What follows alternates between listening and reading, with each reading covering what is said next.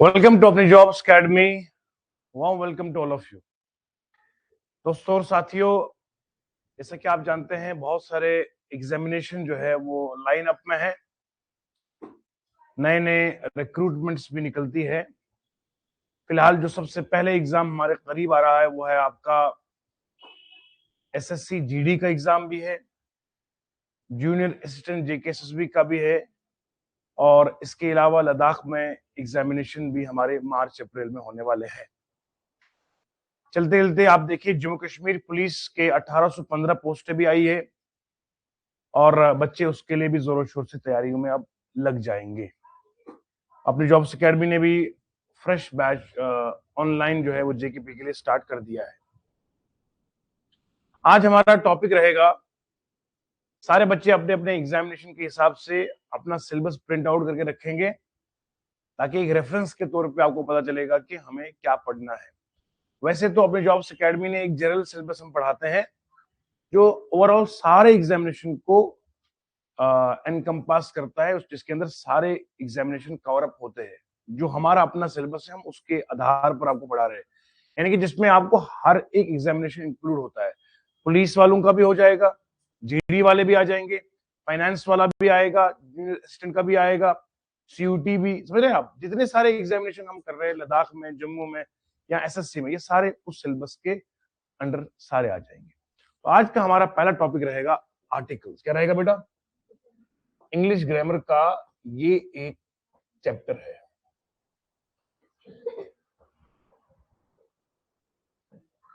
बिल्कुल sequence wise चलिएगा आज से, और पूरा रेगुलर बेसिस पे आप पढ़ेंगे, आपको पूरा फील मिलेगा। ठीक है बेटा? शाबाश। आर्टिकल किसे कहते हैं, पहला सवाल यही रहेगा। आर्टिकल क्यों है और आर्टिकल क्या है? मैं आपके सामने एक एग्जाम्पल के तौर पे ये बताने लगा हूं। हमारे घर में गेस्ट आए, मेहमान आए। मेहमान दो है और तीसरे हम खुद बड़े मेहमान, है ना। मेहमान को सर्व करेंगे, खुद हम ऐसे देखते रहेंगे क्या? नहीं, पहले खुद के लिए फिर मेहमान के लिए, है ना।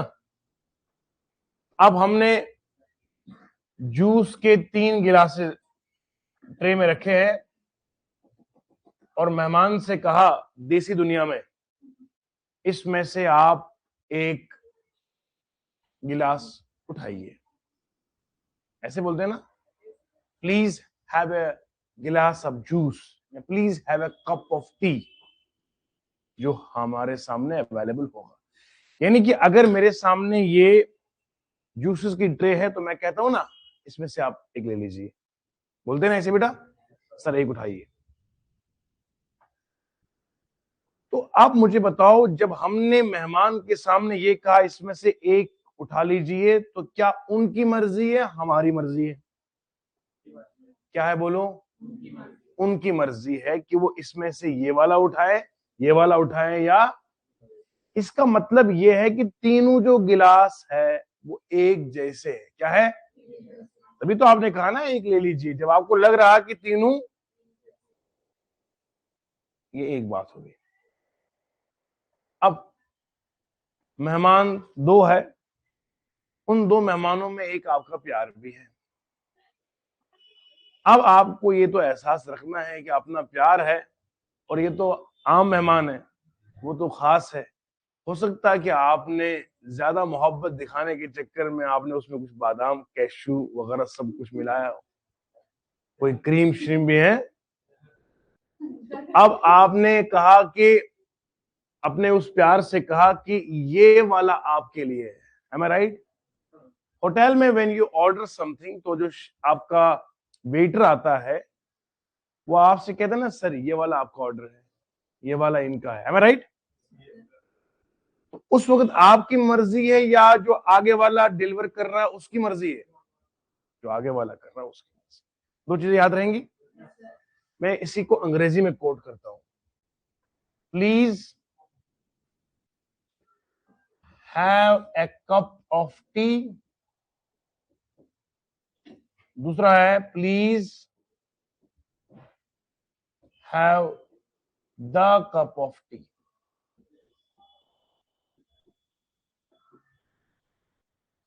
बचपन से लेकर अब तक कभी अंग्रेजी पल्ले ना पड़ा हो, ये पहली और आखिरी बार आपके लिए है। इसके बाद आपको इसकी जरूरत ही नहीं पड़ेगी कि मुझे दिक्कत बचपन की रही थी। बताइए, दोनों सेंटेंसेस में ये प्लीज सेम है, हैव सेम है, कप ऑफ टी सेम है, फर्क कहां है? ए और द में।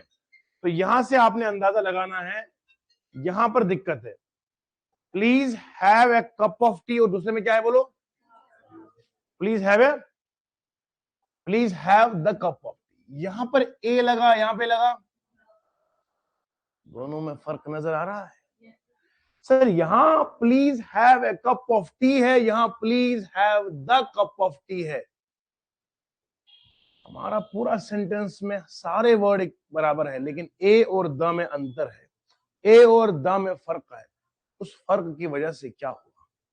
जब आप कहोगे please have a cup of T, चाहे 2 गिलास हो 3 हो, सर कोई एक सा उठा लीजिए, इसका मतलब है तीनों गिलास एक जैसे।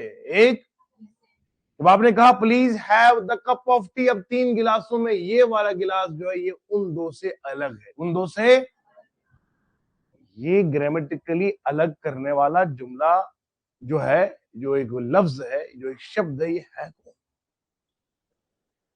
यहां पर भी कप ऑफ टी है, यहां पर भी। मीनिंग ऑफ नाउन बदली कि नहीं बदली बेटा? Meaning of noun, meaning of noun में लिखा है तीनों गिलास, 3 गिलासेस सेम है, 1 डिफरेंट है, 2 सेम है। ये मीनिंग ऑफ नाउन में परिवर्तन लाया किसने? ये मीनिंग ऑफ नाउन में तब्दीली और ये बदलाव लाया किसने? आपका सीधा जवाब आएगा सर ए लगा तो पता चला कि तीनों गिलास एक जैसे हैं, द लगा तो पता चला कि तीनों गिलास में एक सबसे अलग है। am I right? तो ये जो मीनिंग में बदलाव लाने वाले जो ये लफ्ज मैंने लिखे हैं, इन्हीं लफ्जों को ग्रामर की दुनिया में आर्टिकल कहते हैं। क्या कहते हैं? तो मैं अगर अंग्रेजी की वर्डिंग में बोलूंगा तो ऐसे बोलूंगा, those grammatical words, those grammatical, वो ग्रामर के लफ्ज, those grammatical words which change the meaning of noun, जो नाउन की मीनिंग को चेंज कर देते हैं। 2 तरीकों में, या तो जनरल बनाएंगे या तो स्पेशल बनाएंगे, या तो आम कर देंगे या तो खास कर देंगे। कि नाउन को आम या खास बनाने वाले का नाम आर्टिकल है।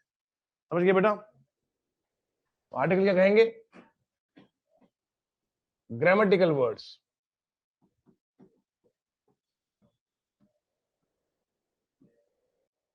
which either specialize or generalize the meaning of a noun.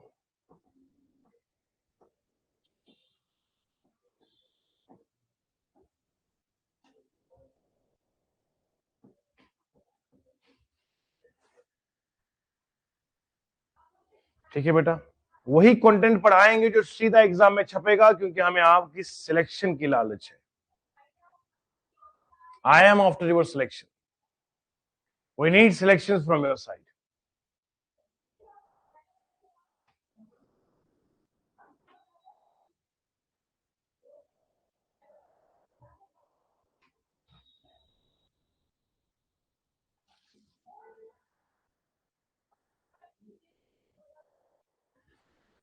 जहां जिस बच्चे को कभी, चाहे वो ऑनलाइन मीडियम में पढ़ रहा हो या ऑफलाइन में, जहां दिक्कत हो समझ में ना, हाथ रेज किया, मैं दोबारा से बताऊंगा, क्योंकि हमें सिलेक्शन करनी है। बताओ बेटा जी, समझ में आया सबको? से इन लाउड वॉइस समझ में आया? बताइए, आर्टिकल क्या है? ग्रामर के वो लफ्ज है जो नाउन को कभी खास करते हैं, कभी जनरलाइज का मतलब होता है आम करना, स्पेशल का मतलब होता है खास करना, जनरलाइज का मतलब है तीनों एक जैसे है। स्पेशलाइज का मतलब तीनों एक जैसे। आर्टिकल दो तरह का होता है बेटा।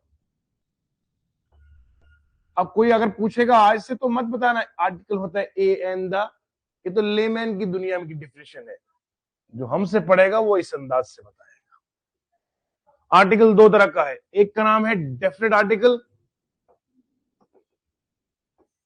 एक का नाम है इनडेफिनेट आर्टिकल।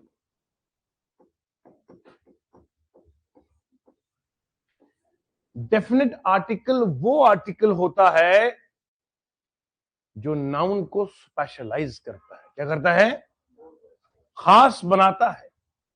और इनडेफिनेट आर्टिकल वो होता है जो नाउन को आम बना देता है। यानी कि ये आर्टिकल ऐसा है जो which does not limit the meaning of noun,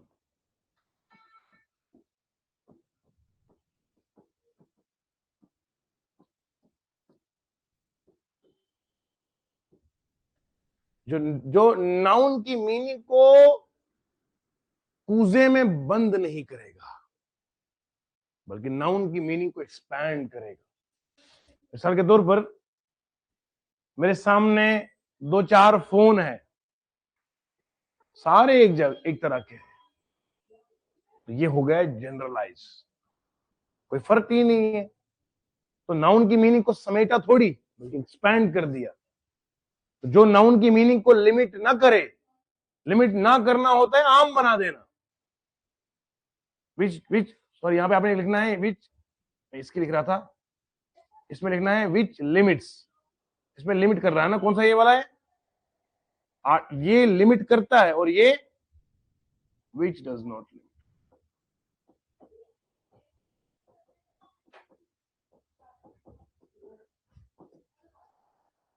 मैं बात कर रहा था इसकी, जो मैं समझा रहा था वो मैं समझा रहा था इनडेफिनेट आर्टिकल। कौन सा? जो एक जैसा बना दे, जो आम कर दे, वो ये है जनरलाइज। डेफिनेट तो जाहिर सी बात है वो हो गया जो क्या बनाएगा, बोलो बेटा? स्पेशलाइज कर देगा।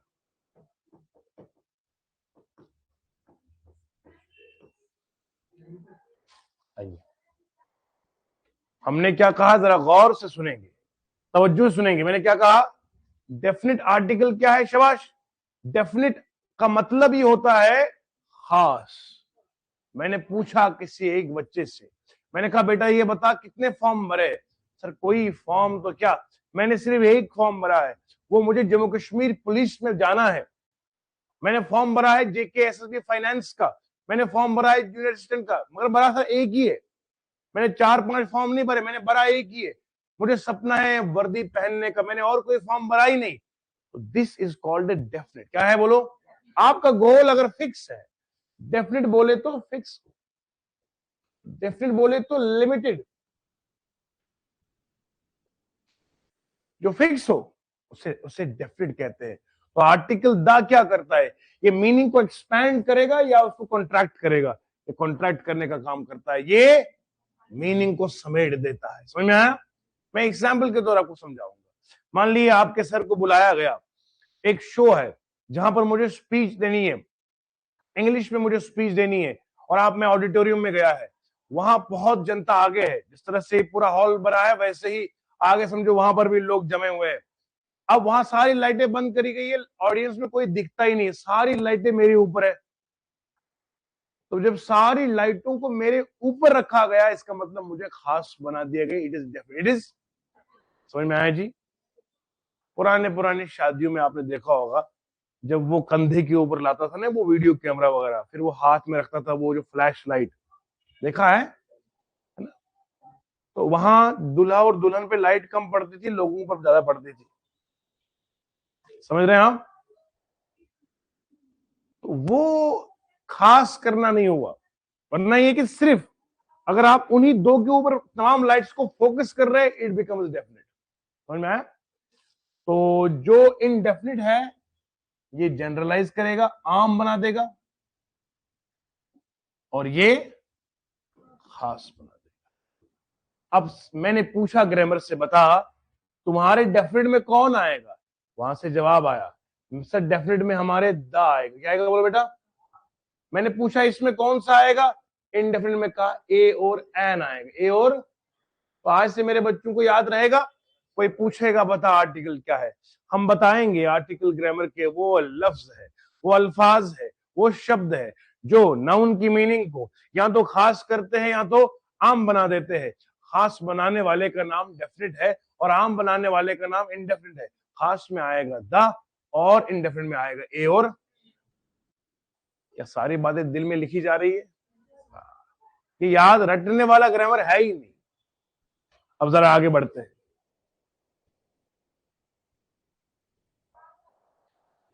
अब आपके कॉम्पिटिटिव एग्जाम में क्या आएगा? सर मेरा exam Jammu Kashmir service selection board के अंडर है, मेरा एग्जाम सर लद्दाख में LSSRB के अंडर है, मेरा एग्जाम सर SSC के अंडर है, मेरा एग्जाम बैंकिंग में IBPS के अंडर है। मुझे क्या आएगा? मेरे एग्जाम में क्या आएगा? या मुझे कोई एंट्रेंस एग्जाम पास करना है, मुझे क्या आएगा वहां? मेन तो हमारा ये मुद्दा है ना, हम पढ़ क्यों रहे बेटा? हमें वहां लिखना है या we have to qualify competitive exam. Right now we are in the competitive world.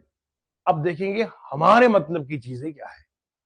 इसीलिए आप कोचिंग करने आते हैं ताकि आपको सर ये बताए कितना पढ़ना है और कितना छोड़ना है।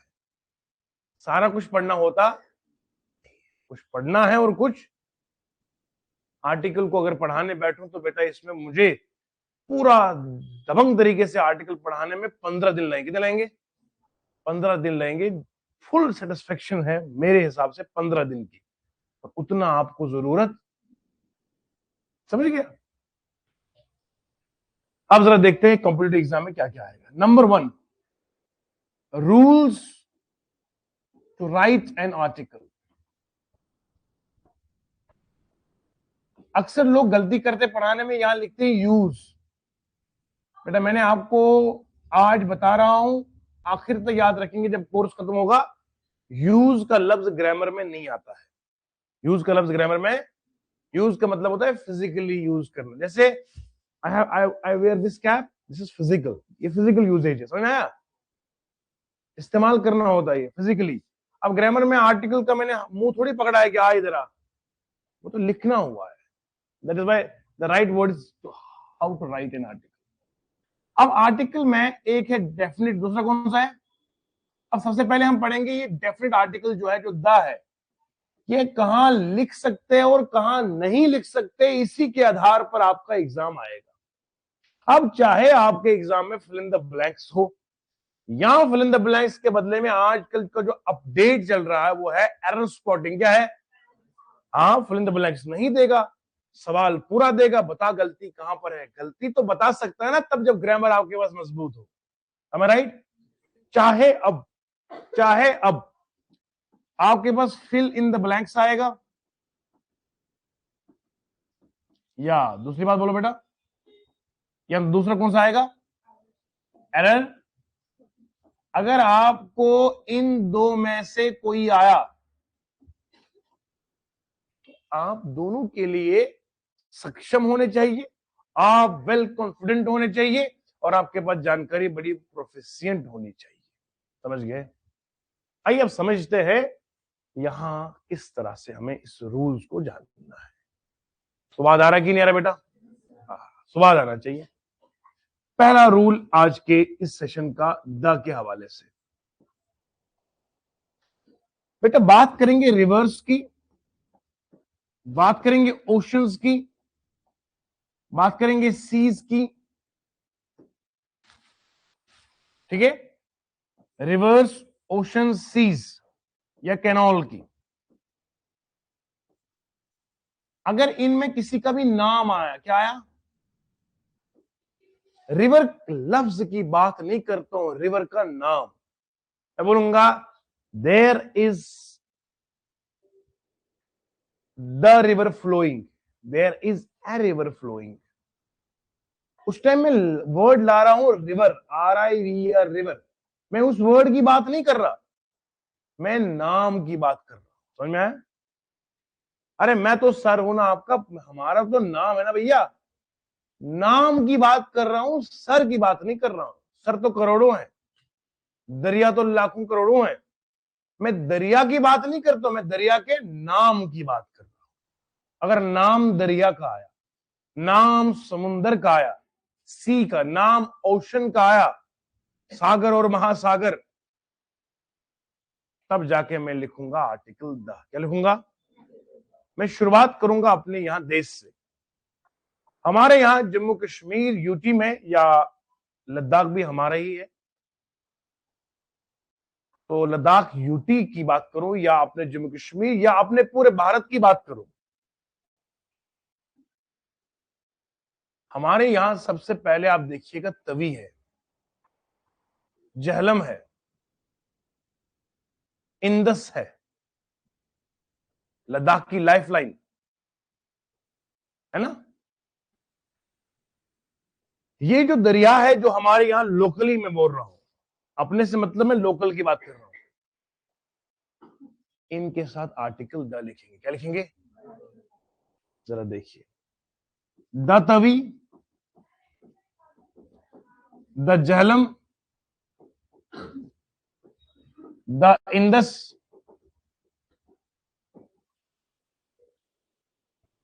लद्दाख में फ्लो कर रहा ना इंदस बेटा।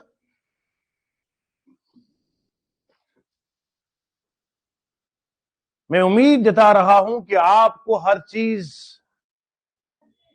आंखों से गुजरते हुए दिमाग, दिमाग से गुजरते हुए सीधा दिल पे लग रहे हैं। इसके बाद अपने महान भारत में चलेंगे, तो हमारे भारत में सबसे लॉन्गेस्ट रिवर कौन सा है? जब मैं बोल रहा हूं लॉन्गेस्ट, तो ये लफ्ज भी साथ में लिखना जरूरी है फॉर एवर जीएस। हमारे इंडिया का सबसे लॉन्गेस्ट रिवर कौन सा है? द गंगा। और भी रिवर्स है, द ब्रह्मपुत्र है, सतलुज है, समझ रहे हैं आप, इंदस है, रावी है, एटसेट्रा।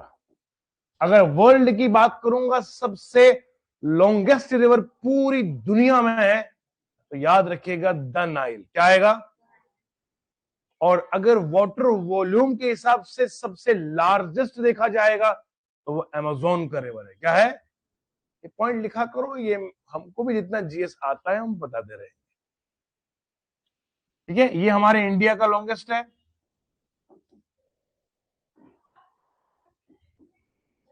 और वर्ल्ड का लॉन्गेस्ट कौन सा है?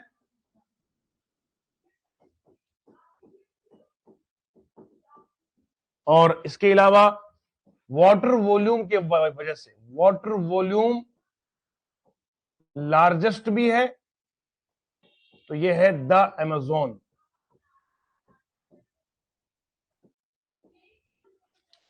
और दुनिया में सबसे फेरिशियस, खौफनाक, डेडलीस्ट, जो बड़े बड़े समुद्री जंगली जानवर, तो यहां अमेजोन में है। दुनिया का सबसे बड़ा सांप एनाकोंडा, उसका घर ही यहीं पे है। समझ रहे बेटा? अब ये तो हो गया हमारे रिवर्स। ओशन की बात करेंगे, आइए ओशन की बात करेंगे। The Indian ocean. क्या बोले? बोलो।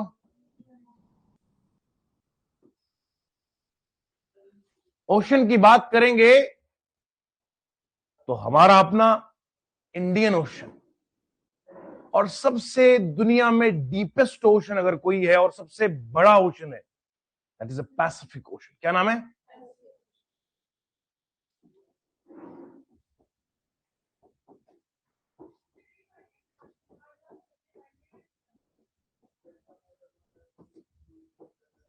और मैं आपके लिए एक होमवर्क का एक सवाल यहां दे रहा हूं।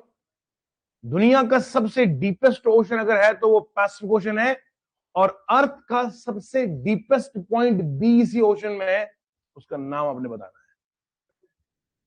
हाँ, मेरीना ट्रेंच। बहुत बढ़िया, उसका नाम है मेरीना ट्रेंच। क्या नाम है? मेरीना ट्रेंच जो है ये पूरी अर्थ का जो डीपेस्ट पॉइंट है। क्या लिखे इसको? और this is also present in the Pacific ocean. समझ में आ रहा है जी? क्या बात है। ये मैं आपको जो बता रहा हूं, मैं असल में पढ़ा रहा हूं आर्टिकल, लेकिन कुछ जानकारियां वहां जो मुझे आ रही है दिमाग में, मैं बताता चला जाऊंगा।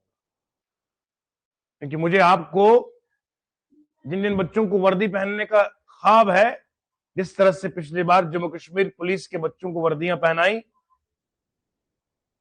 आप लोगों को भी जरूर मुकद्दर होंगे।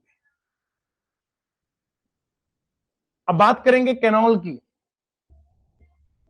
कैनाल में सबसे इंपॉर्टेंट कैनाल, जो एक हिस्टोरिकल कैनाल है, जो मेडिटेरेनियन सी और रेड सी के बीच में है, that is called the Suez canal, जिसको हम दो देसी में पढ़ते हैं Suez canal. The right pronunciation is Suez canal,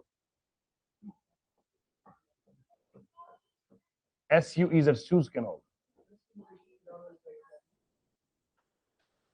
ठीक है बेटा, द सुएज कैनाल। मैं आपको जस्ट एक एग्जांपल दे रहा हूं, बाकी आप खुद एक्सप्लोर करेंगे।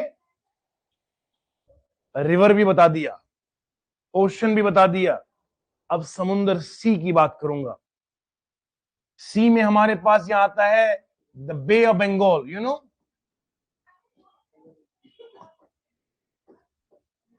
हमारे यहां एक the Arabian Sea, the Caspian सी,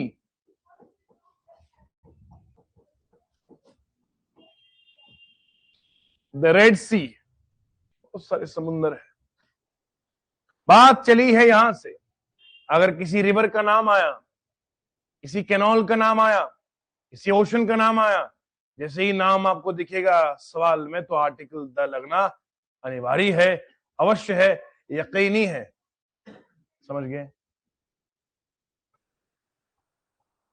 अब सर ये तो समझ में आया। मैंने सर आपको जब पढ़ाते हुए देखा, कोई बच्चा शायद सवाल ना पूछे, सर यहां एक चीज आपने लिखा नहीं।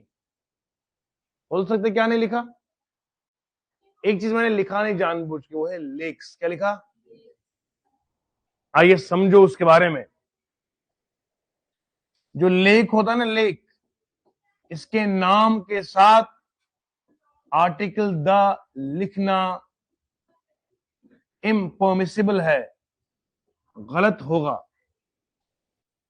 मुझे मालूम है अच्छे से, बहुत सारे बच्चे स्कूल कॉलेज यूनिवर्सिटी से शायद पढ़ के आए हों या खुद से पढ़ा हो, तो उनको ये गलत फहमी होगी कि लेक के साथ आर्टिकल द लिखते हैं, पर बेटा मैं बता रहा हूं नहीं लिखते हैं। ठीक है? कुछ बच्चे जब मैं ग्रामर पढ़ाता हूं तो बताते, सर हमें तो ऐसे लगता है कि फिर सारा ही गलत पढ़ा था। क्या करे बेटा? सौरभ जी यहां पर मौजूद है, फीलिंग ले रहा है कि सर ऐसे लग रहा था ग्रामर सारी पिछले गलत ही पढ़ी थी।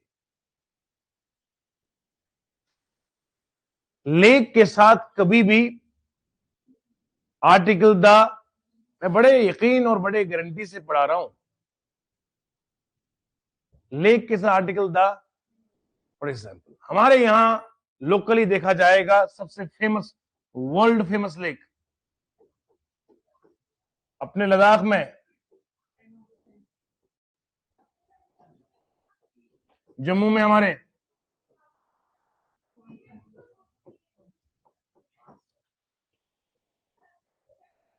नहीं आप रब की शान भी देखो बेटा, कोई डिस्क्रिमिनेशन नहीं, तीनों जगहों पर लेक। ऐसा ना हो तो लद्दाख वाले कहते हमारे पास लेक है, कश्मीर वाले बोलते हमारे पास है, जम्मू वाले कहते हमारे पास नहीं। यूनिफॉर्मिटी, उसके दरबार में सब एक जैसे है। डल लेक, पेंगोंग लेक, और है ना तीनों जगहों पर। अब लेक का नाम जैसे आया, article the, I went to the lake, I visited Mansar lake, I went to Pangong lake, I can not write article the. इनके साथ आर्टिकल द,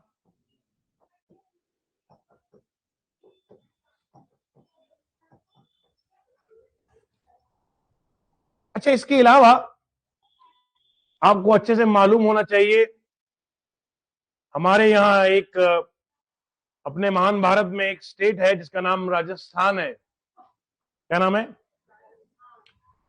वो मशहूर है किस वजह से?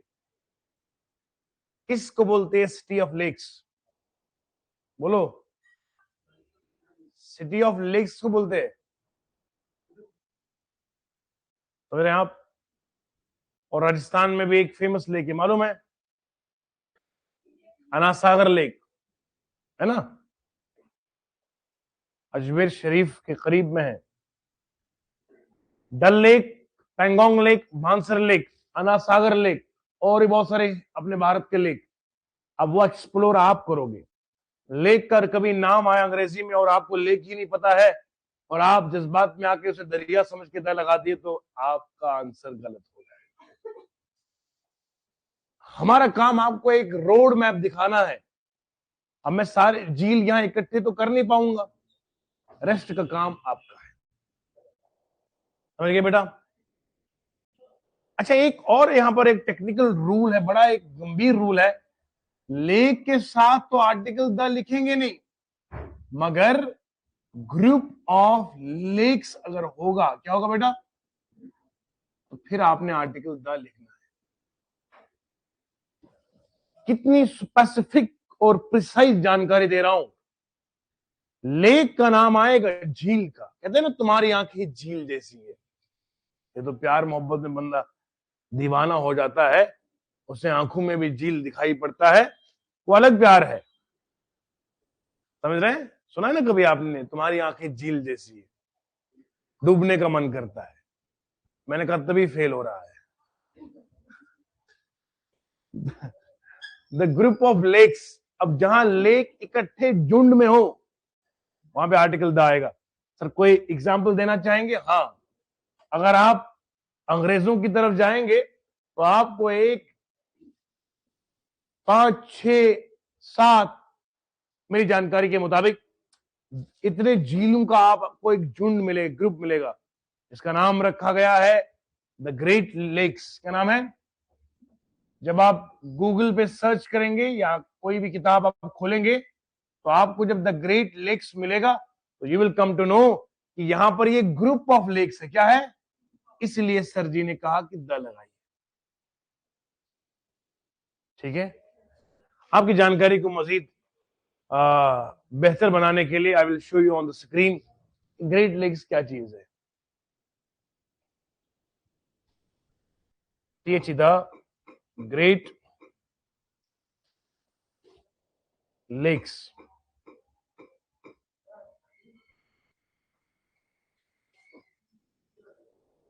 पढ़िए। कितने? 5 है, कितने बोलो?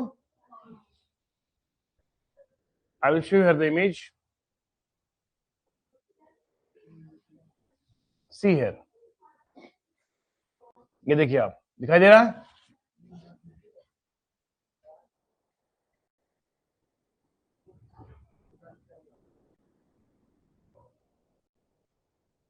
ये यूएसए में है। कहां? समझ में आई बात?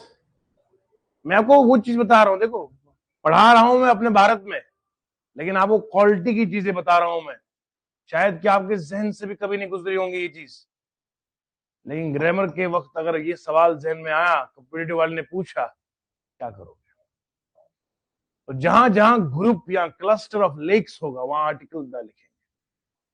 Article,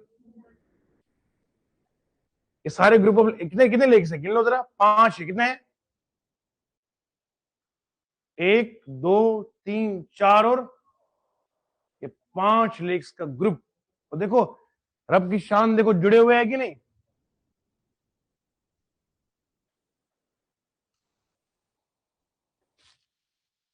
5 lakes, it's called the Great Lakes. USA में है। आपकी ज्योग्राफी की जानकारी को मजीद बढ़ाया। Lake Superior, Lake Michigan, Lake Ontario, Lake Erie, Lake Huron. लिख दो, क्या जाएगा। अगर कभी जीएस में सवाल आया ग्रेट लेक्स में कौन से 5 लेक है, फ्रेश वाटर लेक, तो बता सकते हो ना। लिखो जरा, Lake Superior, Lake Michigan, Lake Erie, Lake Ontario, Lake Huron.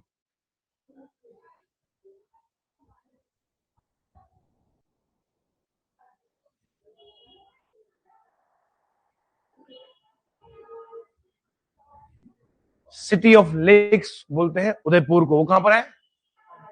Rajasthan में। पिंक सिटी किसे कहते हैं? जयपुर को। आपका एग्जाम जैसे करीब आएगा तो स्टैटिक जीके में पढ़ाता खुद हूं, उनमें मैं आपको ये सारी चीजें बताता हूं।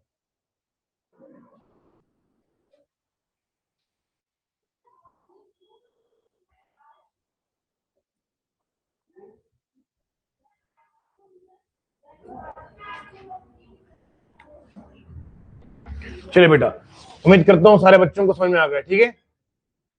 इसमें मैंने आपको ये मजीद क्लैरिफिकेशन के लिए समझाया है, तो क्या मेरे दोस्त समझ गए हैं आर्टिकल किसे कहते हैं? आर्टिकल के रूल जो मैंने पढ़ाए, सिर्फ अभी द को मैं छेड़ रहा हूं, और रिवर के साथ, लेक, रिवर के साथ और ओशन के साथ, समुद्र के साथ, सीज, कैनॉल के साथ, लेकिन लेक के साथ ग्रुप होगा। अच्छा, दूसरा, टेरिटोरियल आर्मी की क्लास 4 बजे होगी बेटा, और मैं आपको जरूर वर्दी में देखना चाहूंगा, ठीक है। तो हमारा जो फौजी बैच है वो 4 बजे शुरू होता है, आज 4 बजे।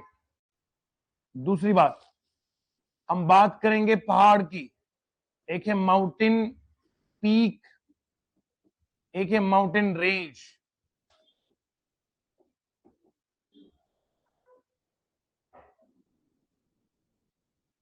माउंटेन पीक का मतलब देखो बेटा, ज्योग्राफी के साथ भी मैं आपको जोड़ रहा हूं।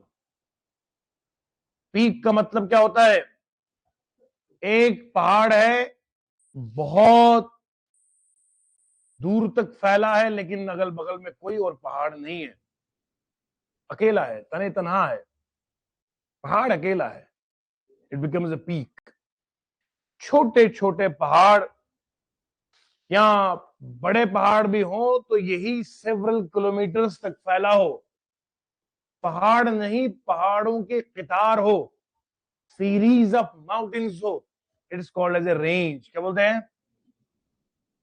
एक तनहा पहाड़ है तो पीक कहलाएगा, पहाड़ों की एक लाइन, लंबी लाइन हो तो काफी किलोमीटर तक फैली हो, उसे कहते हैं रेंज। क्या कहते हैं?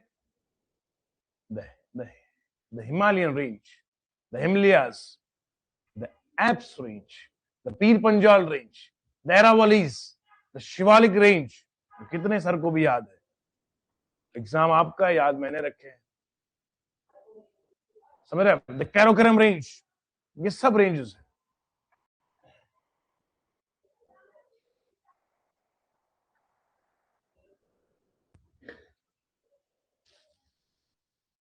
समझ में बेटा आया? समझ में आया? वैसे उसके साथ जब सी का लफ्ज आता है ना, तो सी की वजह से हम द लगाएंगे।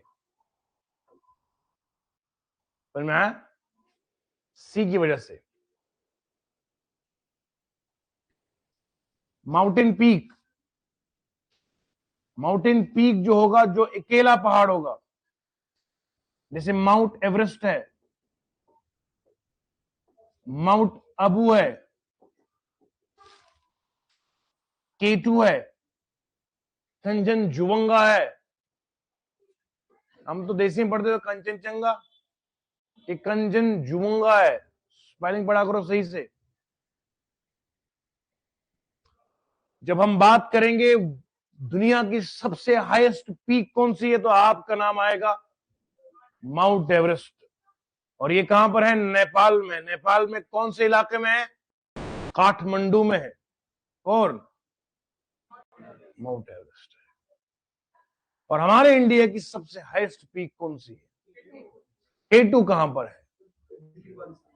कि पीओके में है, पाकिस्तान ऑक्यूपाइड कश्मीर में है, जो हमारा हिस्सा है, और वहां पर हमारा क्या है? केटू है। तो जब आपको आएगा हमारे भारत का कौन सा सबसे हाईएस्ट पीक है, तो क्या बोलेंगे? केटू बोलेंगे। तो देशो याद रख, बच्चे लोगों याद रखो कि केटू जो है, ये हमारे इंडिया की सबसे हाईएस्ट पीक है, और माउंट एवरेस्ट पूरे वर्ल्ड की हाईएस्ट पीक है, राइट। जब आप एक पीक की बात करोगे तो आर्टिकल द नहीं लिखोगे। यकीनन आपका दिमाग गोल हो रहा होगा, सर जी आज तक तो यही पढ़ा है कि जो कल्ला होगा, जो अकेला होगा, जो यूनिक होगा, जिसकी कोई और एग्जाम्पल नहीं है, उसके साथ आर्टिकल द लगाना है। आज आप बता रहे नहीं लगाना है। हाँ, whenever you talk about the peaks of world, you don't have to write article the. It doesn't mean कि it is unique, it's matchless, it's world's highest. We have to follow the norms of English. The norm says don't write, so we cannot write. आई समझ? ये बात पता नहीं हमें पढ़ाने वालों ने क्या हमारे साथ जुल्म और ज्यादती करी है। बोला बेटा जो यूनिक होता है, खास होता है, लगाओ द। अरे मियाँ, खास माउंट एवरेस्ट से बढ़कर खास कौन है? K2 से बढ़कर खास है कौन? कोई एग्जाम्पल है माउंट एवरेस्ट की? और नहीं। K2 की एग्जाम्पल है नहीं। लेकिन फिर भी ग्रामर ये कहती है कि लिखना नहीं, तो मास्टर जी की सुनेंगे या मैम की या अंग्रेजी की? पास होने के लिए किसकी सुनेंगे? अरे बोलो आप, सर आपकी सुनेंगे। हाय शाबाश। तो यहां आर्टिकल द,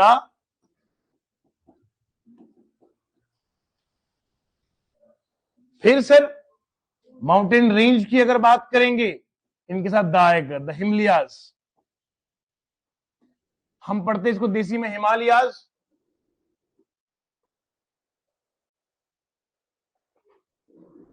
समझ में बेटा? The Himalayas, the Pir Panjal range, the Karakoram range, the Aravallis, the Alps अंग्रेजों में, सब रेंजेस है। तो whenever you talk about the range, you have to write article there. उम्मीद करता हूं आज का लेक्चर बेहद आपको स्वाद दिया होगा, लाजवाब लगा होगा, क्योंकि पढ़ाने वाले को भी पता होता है कि हम क्या पढ़ाते हैं। इसको रिवाइज कीजिएगा and practice questions about it. Definitely time आएगा जब आप मुझे फोन करेंगे, सर मुबारकबाद हो, बच्चा हुआ नहीं बेटा, मुबारकबाद हो सर, सिलेक्शन हो गई है, कह रहा शादी हुई है, बच्चा हुआ है। वो मुबारकबाद हमें कहां दोगे? हमें तो आपसे मुबारकबाद चाहिए कि आपकी सिलेक्शन हो। जिसकी सिलेक्शन। बहुत बहुत शुक्रिया। Thank you so much. Love you all.